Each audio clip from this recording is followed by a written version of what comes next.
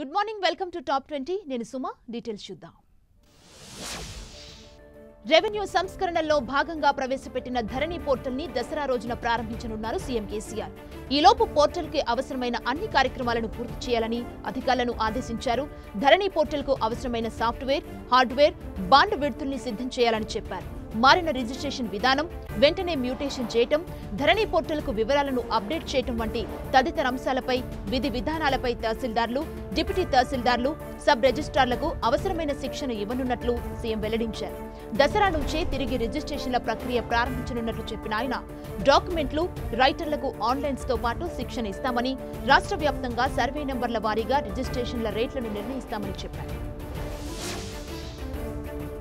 కొత్త రెవెన్యూ చట్టం సామాన్యుడికి అండగా ఉంటుందన్నారు మంత్రి కేటీఆర్. ప్రతి ఒక్కరికి ఎలాంటి ఇబ్బంది లేకుండా తమ భూములపై హక్కులు కల్పించాలనే లక్ష్యంతో తెలంగాణ ప్రభుత్వం ముందుకెళ్తుందని తెలిపారు. ప్రతిపక్షాల దుష్ప్రచారాన్ని తిప్పికొట్టాలని గులాబీ నేతలకు పిలుపునిచ్చారు. ప్రజలకు అందుతున్న ప్రతిఫలాలపై ఓర్వలేనితనంతో ప్రతిపక్షాలు దుష్ప్రచారం చేస్తున్నాయని ఆయన మండిపడ్డారు. ప్రతిపక్షాలు చేస్తున్న చిల్లర ప్రయత్నాలను ఎండగట్టాలని పిలుపునిచ్చారు. తెలంగాణ రాష్ట్ర ప్రభుత్వ అభివృద్ధి, సంక్షేమాన్ని సమన్వయం చేసుకుంటూ దేశంలోనే అగ్రస్థానంలో నిలుస్తోందని కేటీఆర్ తెలిపారు. క్షేత్రస్థాయి ఉద్యమాలకు సిద్ధమవ్వాలని తెలంగాణ కాంగ్రెస్ నిర్ణయించింది. గాంధీభవన్ లో జరిగిన కాంగ్రెస్ కోర్ కమిటీ సమావేశంలో ఈ మేరకు నిర్ణయం తీసుకున్నారు. రాష్ట్ర కాంగ్రెస్ ఇన్ఛార్జ్ మాణికం ఠాకూర్ సమక్షంలో జరిగిన ఈ సమావేశంలో టీం వర్క్ చేస్తే వచ్చే ఎన్నికల్లో గెలవొచ్చని పార్టీ నేతలు అభిప్రాయపడ్డారు. ఇకపై నెలకు 2 సార్లు కోర్ కమిటీ సమావేశం నిర్వహిస్తామని మాణికం ఠాకూర్ చెప్పారు. నిరంతరం క్షేత్రస్థాయి ఉద్యమాలు చేయాలని సూచించారు. పార్టీ నేతలు నిరంతరం ప్రజల్లో ఉండాలన్నారు. అక్టోబర్ 2న రాష్ట్ర వ్యాప్తంగా కిసాన్ మజ్దూర్ బచావో దినంగా పాటించాలని చెప్పారు. అక్టోబర్ 2 నుంచి అక్టోబర్ 31 వరకు దేశవ్యాప్తంగా రైతుల సంతకాలు సేకరించాలని తెలిపారు.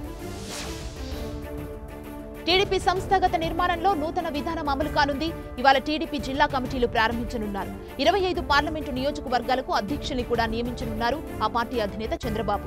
ఇవాళ ఉదయం 11:50 కమిటీలపై ప్రకటన చేయనున్నారు. ఇప్పటి వరకు ఆ పార్టీకి జిల్లా, మండల, గ్రామ కమిటీలుండగా ఇప్పుడు కొత్తగా పార్లమెంటు నియోజకవర్గ కమిటీలు వస్తున్నాయి. ఒక పార్లమెంటు నియోజకవర్గం యూనిట్ గా పార్టీ కమిటీ ఉంటే దాని పరిధిలో రాజకీయ కార్యకలాపాల నిర్వహణ, పార్టీ వ్యూహరచన తేలిగ్గా ఉంటుందన్న ఉద్దేశంతోనే వీటిని ఏర్పాటు చేయాలని తలపెట్టారు. జిల్లా స్థాయిలో సీనియర్లతో సమన్వయ కమిటీని ఏర్పాటు చేస్తారు. జిల్లాలో పార్టీ కార్యకలాపాల నిర్వహణను ఈ కమిటీ పర్యవేక్షిస్తుంది. ఐఐటీల్లో ప్రవేశాల కోసం నిర్వహించే జేఈఈ అడ్వాన్స్డ్ పరీక్ష ఇవాళ జరగనుంది. ఉదయం 9 గంటల నుంచి 12 గంటల వరకు పేపర్ 1, మధ్యాహ్నం 2:30 నుంచి సాయంత్రం 5:30 వరకు పేపర్ 2 పరీక్ష ఉంటుంది. విద్యార్థులు 2 పరీక్షలకు తప్పనిసరిగా హాజరవ్వాలని ఐఐటీ ఢిల్లీ సూచించింది. కంప్యూటర్ ఆధారంగా నిర్వహించే ఈ పరీక్షకు తెలంగాణ, ఏపీ నుంచి 30,000 మందికి పైగా విద్యార్థులు హాజరు కానున్నారు. దీనికోసం అధికారులు ఇప్పటికే అన్ని ఏర్పాట్లు పూర్తి చేశారు. మరోవైపు ఈసారి పరీక్షా విధానాల్లో కొన్ని మార్పులు చేశారు. ముఖ్యంగా ఎగ్జామ్ తర్వాత హాల్ టికెట్ ని పరీక్షా కేంద్రంలోనే ఇవ్వాలనే నిబంధనను మొదటిసారిగా విధించారు. హాల్ టికెట్ తీసుకుని వెళ్తే అనర్హులుగా ప్రకటిస్తామని హెచ్చరించారు. ఈ పరీక్షా ఫలితాలను అక్టోబర్ మొదటి వారంలో విడుదల చేయనున్నారు. అంతర్రాష్ట్ర ఆర్టీసీ సర్వీసులకు తెలంగాణ సర్కార్ గ్రీన్ సిగ్నల్ ఇచ్చింది. పొరుగు రాష్ట్రాలైన కర్ణాటక, మహారాష్ట్రకు బస్సులు నడిపేందుకు అనుమతిచ్చింది. రేపటి నుంచి 2 రాష్ట్రాలకు టీఎస్ఆర్టీసీ బస్సులు నడపనుంది. ఆ రాష్ట్రాల నుంచి కూడా తెలంగాణకు బస్సులు రానున్నాయి. బెంగళూరుకి మాత్రం బస్సుల్ని నడపొద్దని ఆర్టీసీ ప్రభుత్వం సూచించింది. హైదరాబాద్ లోని హిమాయత్ సాగర్ జలాశయం జలకలను సంతరించుకుంది. వరద నీరు భారీగా వస్తుండటంతో నిండుకుండలా మారింది. మూసీ వాగు నుంచి వరద అంతకంతకు పెరుగుతోంది. పూర్తి స్థాయి నీటి మట్టం 1760 అడుగులు కాగా ప్రస్తుతం 1756 అడుగులకు నీరు చేరింది. దీంతో 10 ఏళ్ల తరువాత హిమాయత్ సాగర్ జలాశయం గేట్లను ఎత్తబోతున్నారు అధికారులు. జిల్లా కలెక్టర్, జలమండలి అధికారులు ఇప్పటికే హిమాయత్ సాగర్ ను సందర్శించి పరిస్థితిని సమీక్షించారు. లోతట్టు ప్రాంతాల ప్రజలను అప్రమత్తం చేశారు. తిరుమల శ్రీవారి సాలకట్ల బ్రహ్మోత్సవాలు ముగింపు దశకు చేరుకున్నాయి. 9 రోజుల పాటు జరిగిన బ్రహ్మోత్సవాలు ఇవాళ ముగియనున్నాయి. ముగింపు ఉత్సవాల్లో భాగంగా ప్రస్తుతం శ్రీవారి చక్ర స్నానాన్ని కన్నుల పండుగగా నిర్వహిస్తున్నారు. ఉదయం 6 గంటలకు ప్రారంభమైన ఈ చక్ర స్నానం ఉదయం 9 గంటల వరకు కొనసాగనుంది. రాత్రి ధ్వజావరోహణ కార్యక్రమంతో బ్రహ్మోత్సవాలు ముగియనున్నాయి. బీజేపీకి అకాలీదళ్ మరో షాక్ ఇచ్చింది. గత కొన్నేళ్లుగా కొనసాగిస్తున్న పొత్తుకు గుడ్ బై చెప్పింది. ఎన్డీఏ కూటమి నుంచి అకాలీదళ్ వైదొలిగింది. ఇటీవలే కేంద్ర మంత్రివర్గం నుంచి బయటకొచ్చిన ఆ పార్టీ తాజాగా ఎన్డీఏ నుంచి వైదొలుగుతున్నట్లుగా ప్రకటించింది. ఇటీవల కేంద్రం తీసుకొచ్చిన రైతు, వ్యవసాయ బిల్లుల విషయంలో బీజేపీ, అకాలీదళ్ మధ్య విభేదాలొచ్చాయి. ఆ బిల్లులపై పార్లమెంటులో చర్చ సందర్భంగా ప్రభుత్వ నిర్ణయాన్ని అకాలీదళ్ వ్యతిరేకించింది.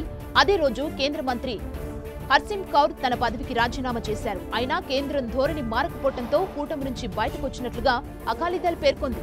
రైతు, వ్యవసాయ బిల్లులపై సంతకం చేయొద్దని, రైతుల పక్షాన నిలవాలని అకాలీదళ్ అధినేత సుఖ్బీర్ సింగ్ రాష్ట్రపతి రామ్నాథ్ కోవింద్ని ఈ సందర్భంగా కోరారు. ప్రపంచంలోనే అతిపెద్ద ప్రజాస్వామ్య దేశమైన భారతదేశం స్వయం సమృద్ధి భారతంగా పురోగమిస్తుందన్నారు ప్రధాని మోదీ.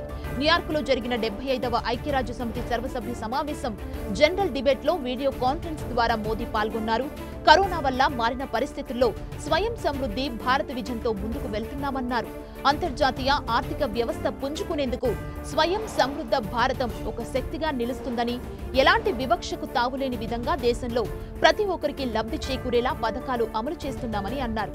ఇక మహిళలకు 26 వారాల పాటు వేతనంతో కూడిన మెటర్నిటీ లీవ్ కల్పిస్తున్నటువంటి దేశాల్లో భారత్ ఒకటని చెప్పారు. ట్రాన్స్జెండర్స్ హక్కుల్ని సైతం కాపాడుతున్నామన్నారు. ఛత్తీస్గఢ్ లో మావోయిస్టులు దుశ్చర్యకు పాల్పడ్డారు. ఓవైపు వారి కోసం పోలీసులు, ప్రత్యేక దళాలు అడవులను జల్లెడపడుతుంటే బీజాపూర్ జిల్లా గంగులూరు పరిధిలో కుర్చేలి గ్రామంలో 16 మందిని హతమార్చారు మావోయిస్టులు. 4 రోజుల క్రితం కూడా కొందరిని పొట్టన పెట్టుకున్నారు. దీంతో బాధిత కుటుంబాలు ఆందోళన వ్యక్తం చేస్తున్నాయి. ఈ నెలలో మొత్తం 20 మందిని మావోయిస్టులు హత్య చేయడం కలకలం సృష్టిస్తుంది. మెటపాల్ గ్రామానికి చెందిన 25 మందిని అపహరించిన మావోయిస్టులు ప్రజాకోర్టు నిర్వహించి ముందుగా 4 గొంతు కోసి చంపారు. ఆ తర్వాత 5 విడుదల చేశారు. మిగతా 16 మందిని తమ ఆధీనంలోనే ఉంచుకొని తాజాగా వారిని కూడా చంపేశారు. సినీ ఇండస్ట్రీని షేక్ చేస్తున్న డ్రగ్స్ కేసులో నటి దీపికా పడుకోన్ని విచారించారు నార్కోటిక్స్ కంట్రోల్ బ్యూరో అధికారులు. ముంబై కోలాబాలాలోని ఎన్సీబీ గెస్ట్ హౌస్ లో జరిగిన ఈ విచారణలో మొత్తం 4 రౌండ్లలో 5.5 గంటల పాటు ఆమెను ప్రశ్నించారు. ఈ విచారణలో డ్రగ్స్ కొనుగోలు, సరఫరా, వినియోగం, పార్టీ వంటి విషయాల్లో దీపిక నుంచి కీలక సమాచారం సేకరించినట్లు తెలుస్తోంది. అయితే దీపిక ఇచ్చిన సమాధానాలతో ఎన్సీబీ అధికారులు సంతృప్తి చెందలేదు. కరిష్మా, జయాతో వాట్సాప్ చాట్ నిజమేనని చెప్పిన దీపిక కొన్ని ప్రశ్నల్ని దాటవేస్తూ తప్పించుకునేలా సమాధానాలిచ్చినట్లు సమాచారం. చాలా సమయం పాటు దీపికను ఎన్సీబీ విచారించినప్పటికీ ఇంకా ఆమెకు ఈ కేసులో క్లీన్ చిట్ ఇవ్వలేదు. దీంతో దీపికను ఈ కేసులో మరోసారి విచారించే అవకాశం ఉంది. డ్రగ్స్ కేసులో శ్రద్ధా కపూర్, సారా అలీఖాన్ తో పాటు దీపికా మేనేజర్ కరిష్మా ప్రకాష్ ని 2వ రోజు విచారణకు హాజరయ్యారు. శ్రద్ధ, సారాలను 2 వేర్వేరు బృందాల అధికారులు విచారించి ప్రశ్నల వర్షం కురిపించారు. సుశాంత్ ఇచ్చిన ఫామ్ హౌస్ పార్టీకి హాజరైనట్లు అంగీకరించిన శ్రద్ధా కపూర్ తాను మాత్రం డ్రగ్స్ తీసుకోలేదని వెల్లడించింది. సుశాంత్ టాలెంట్ మేనేజర్ జయా సాహాతో జరిపిన వాట్సాప్ చాట్ గురించి ప్రశ్నించగా సమాధానం దాటవేసినట్లు తెలుస్తోంది. మరోవైపు ఇదే కేసులో ధర్మా ప్రొడక్షన్స్ ఎగ్జిక్యూటివ్ ప్రొడ్యూసర్ రవిప్రసాద్ ను ఎన్సీబీ అధికారులు అరెస్ట్ చేశారు. భారత్లో మొట్టమొదటి ఫ్లైట్స్ టు నోవేర్ విమాన సర్వీసులను ప్రారంభించడానికి ఎయిర్ ఇండియా ప్రణాళికలు రచిస్తోంది. విహారయాత్రకు వెళ్లాలనుకునే ప్రయాణికులకు మాత్రమే ఈ సర్వీస్ ద్వారా ప్రత్యేక సేవలు అందించనుంది. ఈ సర్వీసులు ఒక ప్రదేశం నుంచి బయలుదేరి వివిధ పర్యాటక ప్రాంతాలను చుట్టి తిరిగి అదే ప్రదేశానికి చేరుకుంటాయి. ఇందులో ప్రయాణించే వ్యక్తులు ఆయా ప్రాంతాలను విమానం నుంచే చూడవచ్చు. ఇక క్వాంటాన్ ఎయిర్వేస్, రాయల్ బ్రూనై ఎయిర్లైన్స్ వంటి తదితర ప్రపంచ విమానయాన సంస్థల తరహాలోనే ఈ కొత్త సర్వీసులను ఎయిర్ ఇండియా ప్లాన్ చేసింది. అమెరికాలో జరగనున్న అధ్యక్ష ఎన్నికల్లో అంతరిక్షం నుంచే తన ఓటు హక్కును వినియోగించుకోబోతుంది నాసా. మహిళా వ్యోమగామి కేట్ రూబిన్ భూమికి 200 మైళ్ల దూరంలో ఉన్న అంతర్జాతీయ స్పేస్ కేంద్రానికి వచ్చే నెలలో పయనమవుతున్న కేట్ 6 నెలల పాటు అక్కడే ఉండనున్నారు. ఈ నేపథ్యంలో తన ఓటు అక్కడి నుంచే వేస్తానని ఆమె వివరించారు. ఎలక్ట్రానిక్ బ్యాలెట్ ద్వారా ఓటు హక్కును వినియోగించుకోనున్నారు కేట్. సమాజంలో ఓటుకు చాలా విలువ ఉందని, ప్రతి ఒక్కరూ ఓటు హక్కును వినియోగించుకోవాలని కోరారు. అంతరిక్షం నుంచి ఓటు వేయడాన్ని ఓ గౌరవంగా భావిస్తున్నానని తెలిపారు. వ్యోమగాములు తమ ఓటు హక్కు వినియోగించుకునేందుకు అక్కడి చట్టాలు అనుమతిస్తున్నాయి. కరోనాపై ప్రపంచ ఆరోగ్య సంస్థ మరో బాంబు పేల్చింది. వ్యాక్సిన్ వచ్చే నాటికి మరణాల సంఖ్య 2 మిలియన్లకు చేరే అవకాశం ఉందని హెచ్చరించింది. ఓవైపు ప్రపంచాన్ని కరోనా మహమ్మారి వణికిస్తున్న ఈ సమయంలో మరణాల సంఖ్య 2 మిలియన్లకు చేరుతుందని WHO ప్రకటించడంపై ఆందోళన వ్యక్తమవుతోంది. ఇప్పటికే ఈ వైరస్ బారిన పడి అనేక మంది చనిపోతున్నారు. వైరస్ నుంచి బయటపడిన 9 నెలల అనంతరం ప్రస్తుతం కరోనా మరణాల సంఖ్య మిలియన్కు చేరువలో ఉంది. ఓవైపు వైరస్ వీక్ అవుతుందని ప్రచారం సాగుతున్నా మరోవైపు పెరుగుతున్న మరణాలు ప్రజలను భయపెడుతున్నాయి.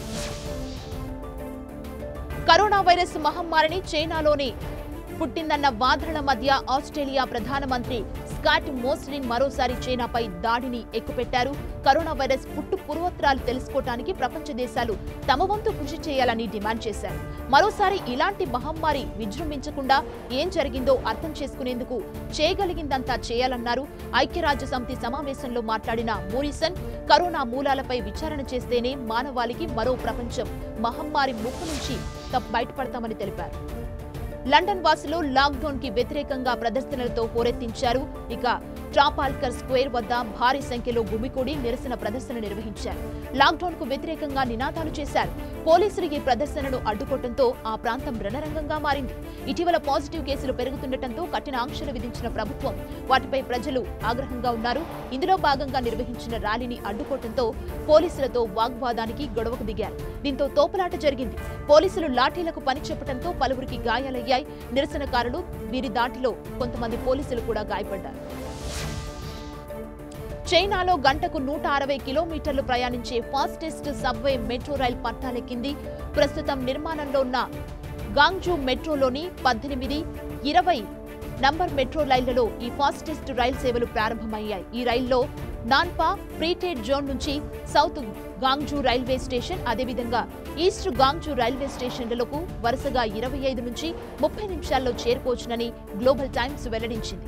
భవిష్యత్తులో గాంగ్డాంగ్ ని జూగై మిగతా నగరాలకు ఈ 2 లైన్లను విస్తరించనున్నారు. సిఆర్ఆర్సీ నుంచి 18, 22 నంబర్ లైన్లను నడిపేందుకు జాంగ్జూ రైల్వే మొత్తం 40 రైళ్లను ఆర్డర్ చేసింది. ఐపీఎల్ 2020లో కోల్కతా నైట్ రైడర్స్ బోని కొట్టింది. హైదరాబాద్ తో జరిగిన మ్యాచ్ లో 143 పరుగుల లక్ష్యాన్ని 3 వికెట్ల నష్టానికి 18 ఓవర్లలో ఛేదించింది. ఈ విజయంతో కోల్కతా టోర్నీలో తొలి విజయం నమోదు చేసుకుంది. నైట్ రైడర్స్ విజయంతో సుబ్మన్ గిల్ కీలక పాత్ర పోషించాడు. ఓపెనర్ గా వచ్చిన గిల్ 62 బంతుల్లో 70 పరుగులు చేసి చివరి వరకు క్రీజ్ లో ఉన్నాడు. లక్ష్యం తక్కువగా ఉండటంతో మోర్గాన్ కూడా నెమ్మదిగా ఆడాడు. చివర్లో నటరాజన్ ఓవర్లలో వరుసగా 6, 4 కొట్టిన మోర్గాన్ గెలుపు లాంఛనంగా పూర్తి చేశాడు. దీంతో మరో ఓవర్ మిగిలుండగానే కోల్కతా విజయం సాధించింది.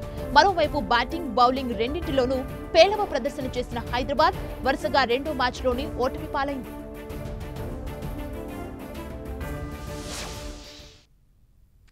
టాప్ 20 అప్డేట్స్ ఇక